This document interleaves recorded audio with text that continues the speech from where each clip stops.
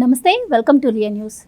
తిరుమల శ్రీవారికి TTD chairman BR Naidu తీరని అన్యాయం చేస్తున్నారని, బిఆర్ నాయుడికి వధువుకి విధవకి కూడా తేడా తెలియట్లేదని, ఆలయ మర్యాదలను మంట కలుపుతున్నాడు అని చెప్పి భూమన కరుణాకర్ రెడ్డి విమర్శలు చేస్తున్నారు. అలాగే మరి టీటీడీ జేఈఓగా ఉన్నటువంటి వెంకయ్య చౌదరి తండ్రి చనిపోతే కర్మ రోజు ఈయన వెళ్ళి శాలువా ఎలా కప్పుతారు అని చెప్పి కూడా ఆయన ప్రశ్నిస్తున్నారు. సో ఆయన వ్యాఖ్యల్లో నిజాలు ఎంత, మరి ఆయన చేసినటువంటి ఈ వ్యాఖ్యలను ఏ విధంగా చూడాలి అన్నవి తెలుసుకుందాం. మనతో పాటు ఉన్నారు ప్రముఖ ఆర్థిక, రాజకీయ, సామాజిక విశ్లేషకులు రాజేష్ అప్పసాని గారు. నమస్కారం. నమస్కారం సార్. కరుణాకర్ రెడ్డి గారు ఇక్కడ బిఆర్ నాయుడు గారిని వ్యక్తిగతంగా టార్గెట్ చేస్తున్నారా, లేదు అంటే టీటీడీని టార్గెట్ చేస్తున్నారా అర్థం కావట్లేదు. ప్రతి చిన్న ఇష్యూని ఆయన మాటిమాటికి ప్రజల మధ్యకు తీసుకురావడం, హిందూ మతాలను రెచ్చగొట్టే విధంగా మాట్లాడడం మనం చూస్తూనే ఉన్నాం. ఇప్పుడు మళ్ళీ ఒక కొత్తగా అంశాన్ని తెర మీదకు తీసుకొచ్చారు.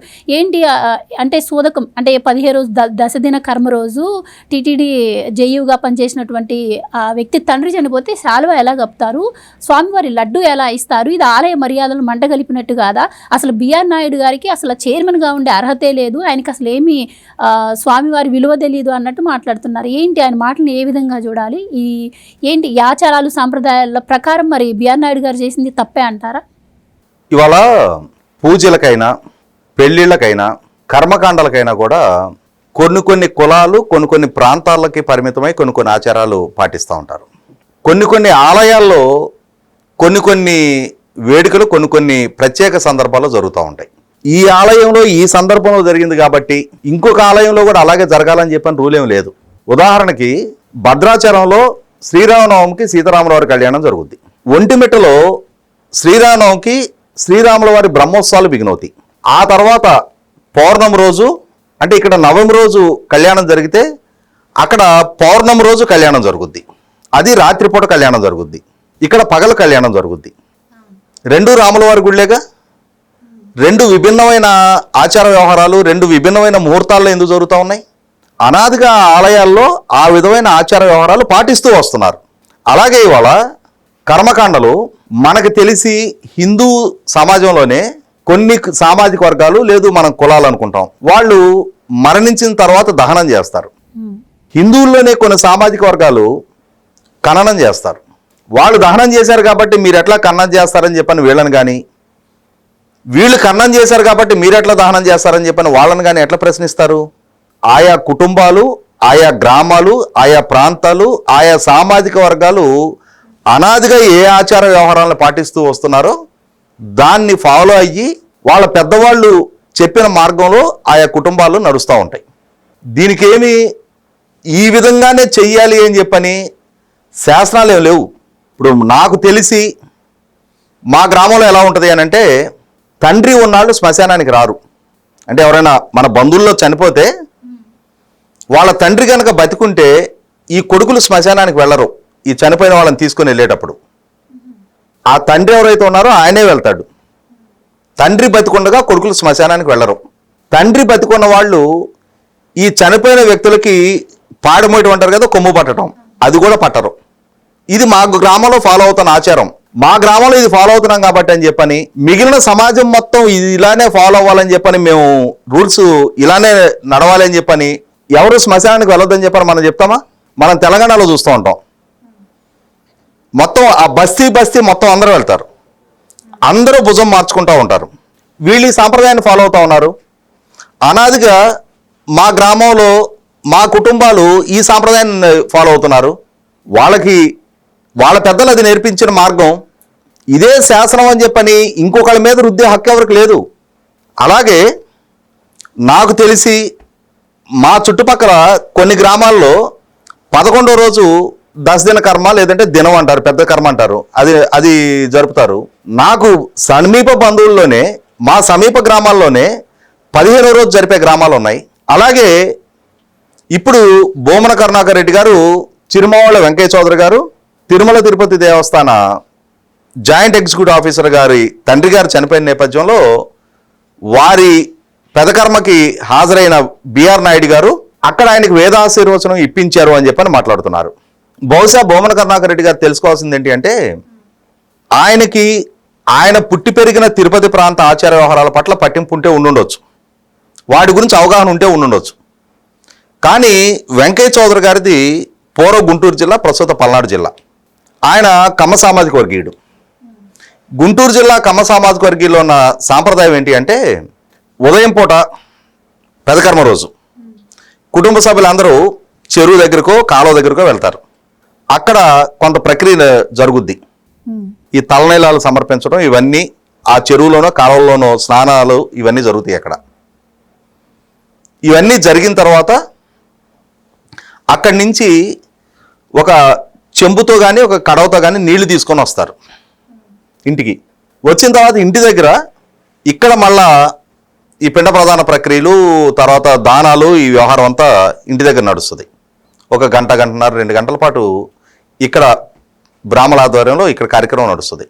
ఇవన్నీ నడిచిన తర్వాత ఈ ప్రక్రియ పూర్తయిపోయిన తర్వాత పంతులు గారు అక్కడి నుంచి తీసుకొచ్చిన నీళ్ళు ఏవైతే ఉంటాయో వాటిని ఆయన మంత్రోపదేశం చేసి శోధక విముక్తి కోసం పుణ్యవచనం నీళ్లు అంటారు.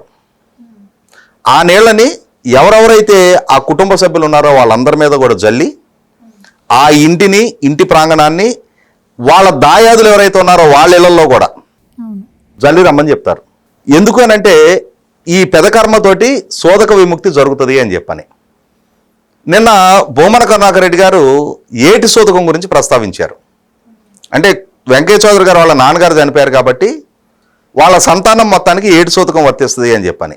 నేను ఇక్కడ చెప్పాలనుకున్నది అదే. గుంటూరు జిల్లాలో కమ్మ సామాజిక వర్గంలో 3-4 అన్నదమ్ములు ఉంటే తండ్రికి పెద్ద కొడుకు తలకొరివి పెడతాడు, తల్లికి చిన్న కొడుకు తలకొరివి పెడతాడు. ఈ పెదకర్మ రోజు వరకు ఈ పుణ్యవచనం నీళ్లు చల్లే వరకు అందరికీ శోధకం వర్తిస్తుంది.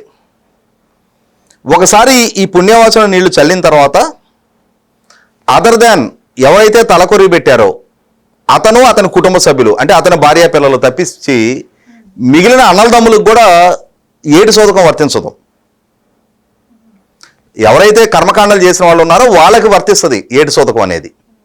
ఇది గుంటూరు జిల్లాలో అనాదిగా ఫాలో అవుతున్న ఆచార వ్యవహారాలు. ఇక్కడ ఒక క్లారిటీ సార్, అన్నదమ్ముళ్ళు అంటే మ్యారేజెస్ అయ్యి విడిపోయి 2 కుటుంబాలు అయితే వర్తించదు అంటారా, లేదు కలిసి ఉన్నా కూడా వర్తించదు అంటారా? సహజంగా ఇవాళ కలిసి ఉండే కుటుంబాలు ఎక్కడా లేవు. మామూలుగా అయితే ఇవాళ అతనికి పెళ్ళయ్యే ఉంటుంది, అతను అతని భార్య పిల్లలకే వర్తిస్తుంది.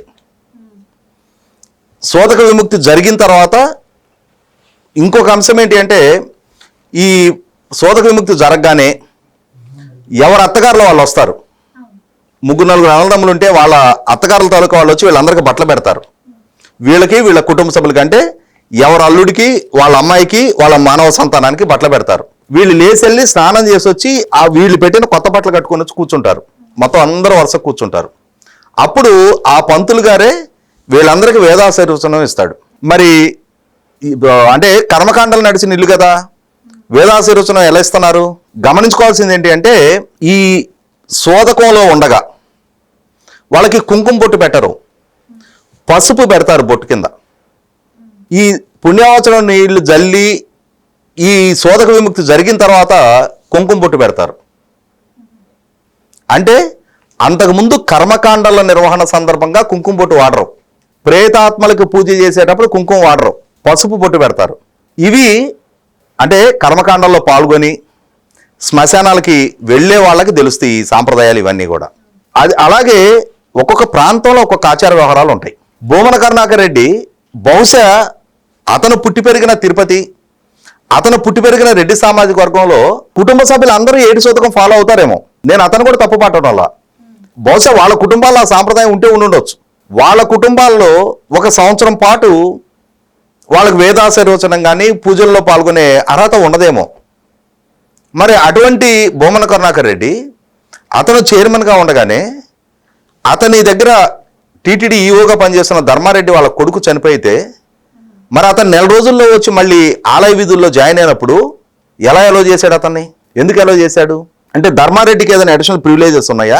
అలా ఎలో చేయడానికి బొమ్మన కరుణాకర్ రెడ్డికి ఏమైనా అడిషనల్ ప్రివిలేజెస్ ఉన్నాయా ఆ రోజున? ఇక్కడ వెంకయ్య చౌదరి గారు వాళ్ళ నాయన చలమయ్య గారికి చిన్న కొడుకు, పెద్ద కొడుకు కాదు. ఆయన కాదు కర్మకాండాలు చేసింది, వాళ్ళ అన్నగారు కర్మకాండాలు చేశారు. ఆయనకి ఏటి శోధకం వర్తిస్తుంది.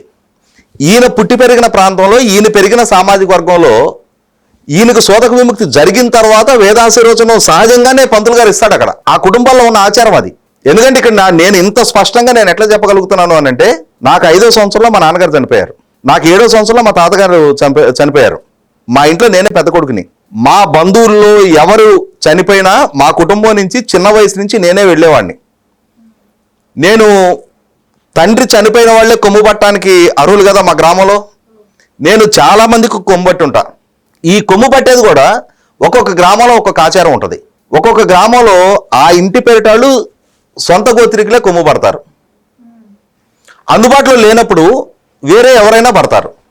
అలాంటి పరిస్థితుల్లో నేను చాలా చిన్న వయసు నుంచి చాలా సందర్భాల్లో మా ఊర్లో కానీ బయట కానీ నాకు తెలిసిన వ్యక్తులు ఎవరు చనిపోయినా శ్మశానం వరకు వెళ్ళి రావడం, ఆ కర్మకాండలో పాల్గొనడం అనేది నాకు అలవాటయ్యింది. నాకు వాటి గురించి చాలా స్పష్టమైన అవగాహన ఉంది. శుభకార్యాలకైనా స్కిప్ చేస్తానేమో కానీ నేను ఇటువంటి వాటికి నేను స్కిప్ చేయను. కారణం ఏంటి అంటే మనిషి నిలబడాల్సిన సందర్భం అది. అటువంటి దగ్గర తండ్రిని కోల్పోయి ఆ తండ్రిని కోల్పోయి ఉన్న అతనికి వేదాశీర్వచనం ఇవ్వటాన్ని తప్పు పడుతున్నాడు భూమన కరుణాకర్ రెడ్డి. ఈ తప్పు పట్టే ప్రాసెస్లో కూడా అక్కడ ప్రాంతం గురించి, అక్కడ సామాజిక వర్గాల గురించి, వాళ్ళ ఆచార వ్యవహారాల గురించి అవగాహన లేకుండా తప్పు పడతా ఉన్నాడు. అసలు ఇది ఇష్యూ చేయకూడదు. దీన్ని అతను ఒక టాపిక్గా మాట్లాడటమే అతని స్థాయి అతను దిగజార్చుకోవటం. ఎందుకంటే ఇక్కడ కొన్ని మాట్లాడుకుందాం మనం. ఇప్పుడు మా గ్రామంలో కొన్ని 100 కుటుంబాలు బాప్టిజం తీసుకున్నారు. 100 కుటుంబాలు. మా ఊర్లోని ఎస్సీలు మొత్తం క్రిస్టియానిటీ కన్వర్ట్ అయి ఉన్నారు. మేబీ వాళ్ళు సర్టిఫికేట్ పరంగా హిందూ మాదిగని పెట్టుకోవచ్చేమో కానీ వాళ్ళు ఆచార వ్యవహారాలన్నీ క్రిస్టియానిటీని ఫాలో అవుతూ ఉంటారు. గ్రామంలో కూడా కమ సామాజిక వర్గీల్లో కానీ బీసీల్లో కానీ చాలామంది కన్వర్ట్ అయ్యారు. ఒకసారి బాప్టిజం తీసుకొని కన్వర్ట్ అయిన తర్వాత వాళ్ళు నుదుటిన బొట్టు పెట్టుకోరు. మరి ఈ మన భూమన కరుణాకర్ రెడ్డి గారి నాయకుడు జగన్మోహన్ రెడ్డి గారి తల్లి విజయలక్ష్మి గారు మరి ఆమె కుంకుమ బొట్టు ధరిస్తారు కదా. అదే సందర్భంలో భారత గారి నుదుటిని నేను బొట్టు చూడలా. మరి షర్మిల గారు బొట్టు పెట్టుకుంటారు. అది వాళ్ళ కుటుంబాల్లో ఉంది ఆచారం. వాళ్ళకి అది నచ్చింది, వాళ్ళు దాన్ని ఫాలో అవ్వాలి అనుకున్నారు. మనం ఎవరం దాన్ని డిస్ప్యూట్ చేయడానికి? పలానా గ్రామంలో పలానా వాళ్ళు పెట్టుకోవట్లేదు కాబట్టి మీరెందుకు పెట్టుకున్నారు అని చెప్పని మనం ప్రశ్నిస్తామా? అలాగే వాళ్ళని ఇతను ప్రశ్నించగలుగుతాడా? ఆ నైతికత నీకు లేదు కదా. లేనప్పుడు నువ్వు ఇవాళ వెంకయ్య చౌదరి గారి కుటుంబానికి అక్కడ ఈయన వేదాశీర్వచనం ఇప్పించారు అని చెప్పని బిఆర్ నాయుడు గారిని ఎలా ప్రశ్నిస్తావు? ఇది 100కి 100 పాళ్ళు కొన్నిటి వరకే రాజకీయాలను పరిమితం చేయాలి. వీటిని ఏమంటారంటే హాఫ్ నాలెడ్జ్తో ఫుల్ స్టేట్మెంట్లు ఇవ్వడం అంటారు. నీకు వాటి గురించి అవగాహన లేనప్పుడు పెద్ద పెద్ద స్టేట్మెంట్లు ఇవ్వకూడదు. ఇస్తే అంతిమంగా నువ్వే నవ్వుల పాలవుతావు. ధర్మారెడ్డి లాంటి ఇష్యూస్కి సంజయ్ ఇవ్వలేని స్థితిలో నువ్వే పడిపోతావు. థ్యాంక్ యూ సో మచ్ అండి. Please subscribe to Leo news for more videos.